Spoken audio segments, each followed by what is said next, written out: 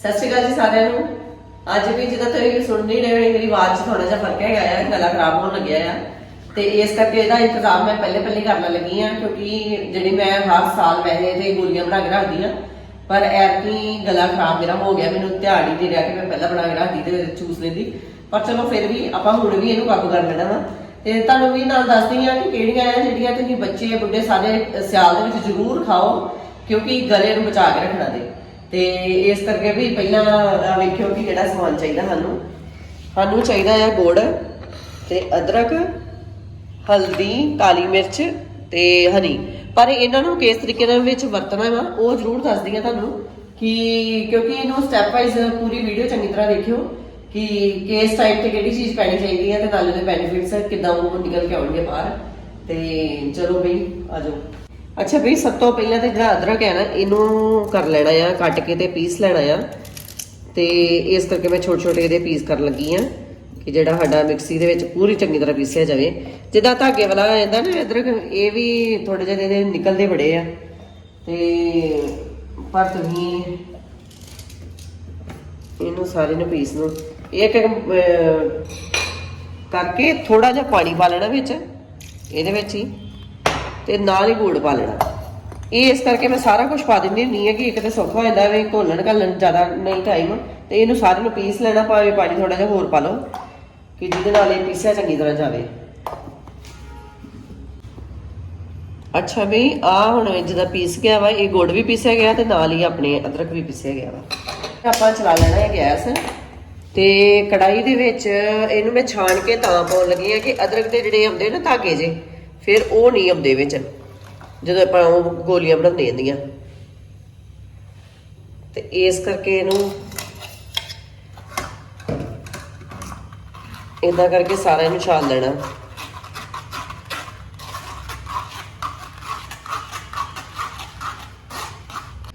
ਅੱਛਾ ਵੀ ਦੇਖੋ, ਜਿੱਦਾਂ ਆ ਹੈ ਨਾ ਵਿੱਚ ਧਾਗੇ ਜਿਹੇ ਆ ਗਏ ਆ, ਤੇ ਇਸ ਤਰੀਕੇ ਨਾਲ ਫਿਰ ਗੋਲੀਆਂ ਦੇ ਵਿੱਚ ਫਿਰ ਤਾਂ ਧਾਗਾ ਜਿਹਾ ਮੂੰਹ ਚ ਆਈ ਜਾਂਦਾ। ਤੇ ਇਸ ਕਰਕੇ ਏਦਾਂ ਕਰਕੇ ਤੇ ਜਿਹੜਾ ਥੋੜਾ ਜਿਹਾ ਬਚ ਗਿਆ ਇਹਨੂੰ ਭਾਵੇਂ ਪੀਸ ਲਓ, ਫਿਰ ਥੋੜਾ ਜਿਹਾ ਪਾਣੀ ਪਾ ਕੇ ਕਿ ਜਿਹਦੇ ਨਾਲ ਤੁਹਾਡਾ ਇਹ ਮਤਲਬ ਚੰਗੀ ਤਰ੍ਹਾਂ ਹੋ ਜੇ, ਜਿਹੜਾ ਜੂਸ ਪੂਰਾ ਅਦਰਕ ਦਾ ਤੇ ਗੁੜ ਦਾ ਚੰਗੀ ਤਰ੍ਹਾਂ ਨਿਕਲ ਆਏ।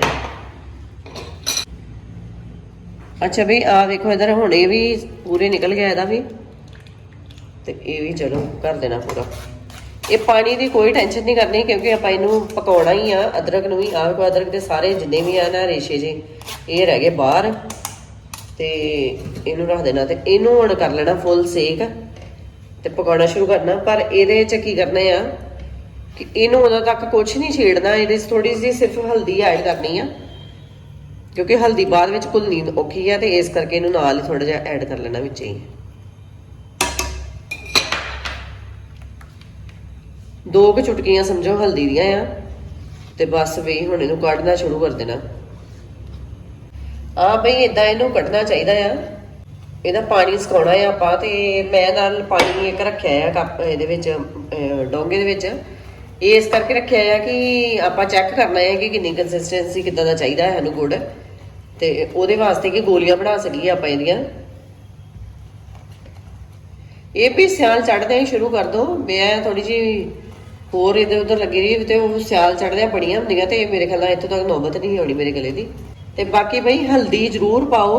ਕਿਉਂਕਿ ਹਲਦੀ ਦੇ ਨਾਲ ਕੀ ਹੋਏਗਾ ਕਿ ਤੁਹਾਡੀ ਜਿਹੜੀ ਗਲੇ ਦੇ ਅੰਦਰ ਕੋਈ ਵੀ ਜ਼ਖਮ ਜਾਂ ਕੁਝ ਵੀ ਹੋ ਜਾਂਦਾ, ਖਰਾਸ਼ ਜਿਹੀ ਹੁੰਦੀ ਹੈ ਜਿਹੜਾ,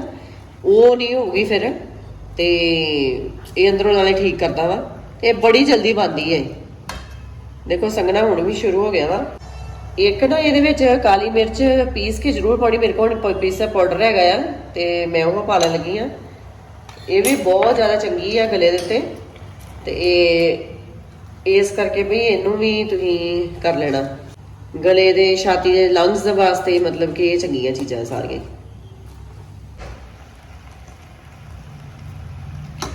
ਅੱਛਾ ਵੀ ਇੱਕ ਇਹਦੇ ਵਿੱਚ ਥੋੜਾ ਜਿਹਾ ਘਿਓ ਪਾ ਲੈਣਾ ਵਾ। ਘਿਓ ਇਸ ਕਰਕੇ ਪਾਉਣਾ ਆ ਕਿ ਗਲੇ ਨੂੰ ਜਿਹੜੀ ਹੈ ਨਾ ਤਰਵਰਾਹਟ ਚਾਹੀਦੀ ਆ, ਕਿ ਡਰਾਈਨੈਸ ਕਈ ਨੂੰ ਡਰਾਈ ਖੰਘ ਹੁੰਦੀ ਆ, ਤੇ ਉਹਦੇ ਵਾਸਤੇ ਥੋੜਾ ਜਿਹਾ ਘਿਓ ਪਿਆ ਹੋਵੇ ਤੇ ਉਹ ਵੀ ਇੱਕ ਵਧੀਆ। ਤੇ ਇੱਕ ਇਹ ਜ਼ਰੂਰ ਪੈਣਾ ਦੇ ਵਿੱਚ ਜਿਹੜਾ ਮੈਂ ਸਟਾਰਟਿੰਗ 'ਚ ਦੱਸਿਆ ਨਹੀਂ ਆ। ਹੁਣ ਦੇਖੋ ਇਹਦੀ ਸੰਘਣਾ ਹੋ ਗਿਆ, ਪਰ ਅਸੀਂ ਇਹਨੂੰ ਹੋਰ ਸੰਘਣਾ ਕਰਨਾ ਆ।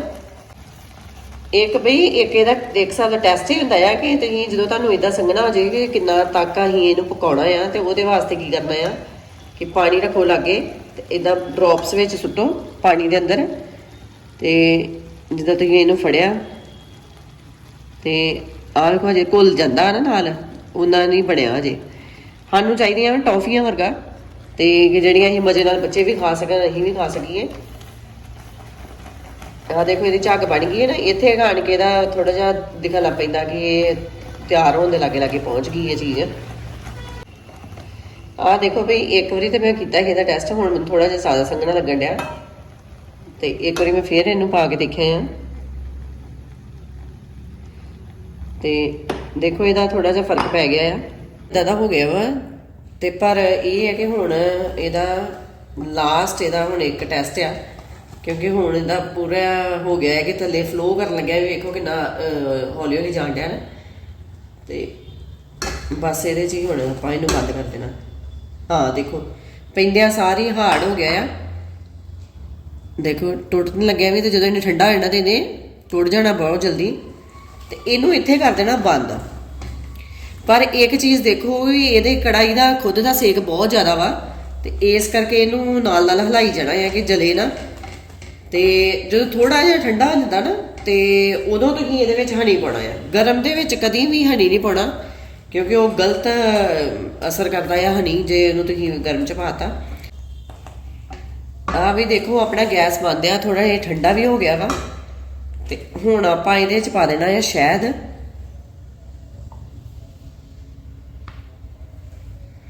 ਇਹ ਚ 1-2 ਚਮਚ ਸ਼ਹਿਦ ਪਾਉਣਾ ਇਹਨੂੰ ਵੀ ਮਿਕਸ ਕਰ ਦੇਣਾ ਵਿੱਚ ਚੰਗੀ ਤਰ੍ਹਾਂ ਆਪ ਹੀ ਦੇਖੋ ਜਦੋਂ ਅਸੀਂ ਇਹਨੂੰ ਜਦੋਂ ਪਹਿਲਾਂ ਅਸੀਂ ਗਰਮ ਨੂੰ ਕਰਨ ਡੇ ਸੀ ਤੇ ਬੜਾ ਹੀ ਫਾਸਟ ਆਈ ਜਾਣ ਡਿਆ ਸੀ ਹੁਣ ਦੇਖਿਓ ਕਿ ਜਦੋਂ ਤੁਸੀਂ ਆਪਾਂ ਇਹਨੂੰ ਪਿੱਛੇ ਕਰਨਾ ਹੈ ਤੇ ਇਹਨੇ ਬੜੀ ਸਲੋ ਹੋਣ ਡਿਆ ਵਾ ਇਹਦਾ ਮਤਲਬ ਕਿ ਇਹ ਠੰਡਾ ਹੋਈ ਜਾਣ ਡਿਆ ਤਾਂ ਥੋੜਾ ਸਟਿਲ ਹੋ ਜਾਂਦਾ ਸਾਨੂੰ ਇਹੋ ਜਿਹਾ ਚਾਹੀਦਾ ਆ ਕਿ ਜਿਹੜਾ ਫੈਲੇ ਨਾ ਥੋੜਾ ਜਿਹਾ ਗਰਮ ਵੀ ਹੋਏ ਤੇ ਪਰ ਇਹ ਹੈ ਕਿ ਠੰਡਾ ਵੀ ਹੋ ਜਾਏਗਾ ਜਿਹੜਾ ਇਦਾਂ ਹੌਲੀ ਹੌਲੀ ਆਏ ਜਦੋਂ ਸਾਡਾ ਹਾਫ ਤੱਕ ਮਤਲਬ ਖਲੋਣਾ ਸ਼ੁਰੂ ਕਰ ਦੇਗਾ ਨਾ ਤੇ ਉਦੋਂ ਅਸੀਂ ਇਹਨੂੰ ਆਪਣੇ ਪਲੇਟ ਦੇ ਉੱਤੇ ਪਾਉਣਾ ਸ਼ੁਰੂ ਕਰ ਦੇਣਾ ਅੱਛਾ ਵੀ ਦੇਖੋ ਹੁਣ ਆਪਾਂ ਜਦੋਂ ਇਹਨੂੰ ਵਾਪਸ ਭੇਜਣ ਡਏ ਤੇ ਹੁਣ ਇਹ ਹਾਫ 'ਚ ਹੀ ਇੱਥੇ ਆਣ ਕੇ ਖਲੋ ਜਾਂਦੀ ਹੈ ਕਹਿਣ ਦਾ ਮਤਲਬ ਕਿ ਕੁਝ ਭਾਵ ਇਹਦਾ ਮਤਲਬ ਕਿ ਇਹ ਠੰਡੀ ਹੋ ਗਿਆ ਵਾ ਤੇ ਹੁਣ ਇਹਨੂੰ ਆਪਾਂ ਸ਼ਿਫਟ ਕਰਦੇ ਆ ਇਹਦੇ 'ਚ ਆਪਾਂ ਘਿਓ ਪਾਇਆ ਵੀ ਆ ਤੇ ਥੋੜਾ ਘਿਓ ਲਾ ਲਈਏ ਪਲੇਟ ਦੇ ਉੱਤੇ ਵੀ ਕਿ ਜਿਹੜਾ ਉੱਤਰ ਜਾਣਗੀਆਂ ਜਲਦੀ ਆਰਾਮ ਨਾਲ ਤੇ ਚਮਚ ਲਓ ਤੇ ਇਹਦੇ ਨਾਲ ਇਹਦੇ ਨਾ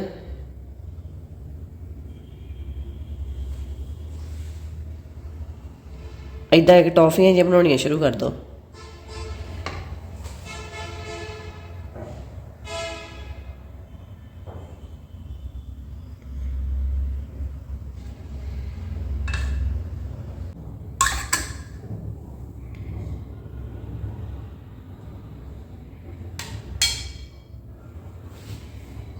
ਦੇਖੋ ਵੀ ਜਿੱਦਾਂ ਤੁਸੀਂ ਇਹ ਵਾਲੀਆਂ ਕਰਤੀਆਂ ਨਾ ਇਹਦੇ 'ਚ ਜਦੋਂ ਤੁਸੀਂ ਪਾ ਲਓਗੇ ਤਾਂ ਤੁਹਾਡੀਆਂ ਠੰਡਾ ਇੱਕ ਹੋ ਹੀ ਜਾਣਾ ਨਾਲ ਮਟੀਰੀਅਲ ਤੁਸੀਂ ਇਦਾਂ ਕਰਕੇ ਇਹਨਾਂ ਗੋਲੀਆਂ ਨੂੰ ਰੱਖ ਲੈਣਾ ਇੱਕ ਤਾਂ ਤੁਹਾਨੂੰ ਹੈਂਡਲ ਕਰਨੀਆਂ ਸੌਖੀਆਂ ਉਹਦੇ 'ਚ ਤੁਹਾਨੂੰ ਇੱਕਦਮ ਹੋਣੀਆਂ ਨਹੀਂ ਹੈਂਡਲ ਤੇ ਇਹਦਾ ਤੁਸੀਂ ਗੋਲੀਆਂ ਬਣਾ ਲੈਣੀ ਕਿਉਂਕਿ ਇਹ ਤੇ ਠੰਡਾ ਹੋ ਗਿਆ ਦੂਜੀ ਗੱਲ ਤੁਹਾਨੂੰ ਇੱਕ ਹੋਰ ਦੱਸਾਂ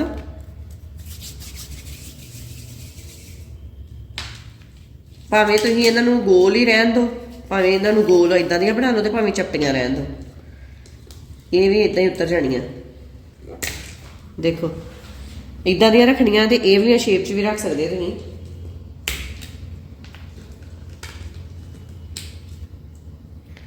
ਫਿਰ ਥੋੜੀ ਇਹਨਾਂ ਦੀ ਸ਼ੇਪ ਇਦਾਂ ਦਾ ਕਰਕੇ ਤੇ ਇਹਨਾਂ ਨੂੰ ਇਦਾਂ ਦੀ ਬਣਾ ਲਓ ਗੋਲ ਗੋਲ ਜਿਹਦੇ ਨਾਲ ਤੁਹਾਡੀਆਂ ਇਹ ਵੀ ਸ਼ੇਪ ਵੀ ਬਣ ਜਾਏ ਤੇ ਉੱਤਰ ਆਰਾਮ ਨਾਲ ਜਾਂਦੀਆਂ ਆ